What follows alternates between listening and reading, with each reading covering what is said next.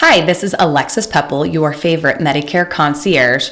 I wanted to give you a few tips because I know when you turn 65, or even if you're already on Medicare and that annual enrollment period is coming up October 15th through December 7th, the phone calls are incessant.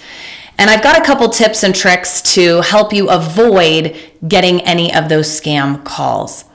The first tip, if you don't recognize the phone number, don't answer the phone.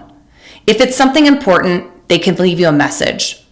And to that effect, tip number 2, add your trusted contacts to your phone so that it comes up and you know it's safe to answer that call. Also set up a voicemail. So if it is a trusted contact and they're unable to get a hold of you, they're able to leave a voicemail so that you can call them back. And my final tip, add a spam blocker to your home and your cell phone. My recommendation is to call your phone provider and they can help advise you on adding a spam blocker, and that will help reduce and stop those spam calls. Remember, don't answer the phone on a number that you don't recognize, because when you answer that phone, and if it is a spam caller, it only perpetuates more calls to happen because you are seen as an easy target. So protect yourself. If you don't know the number, do not answer the phone.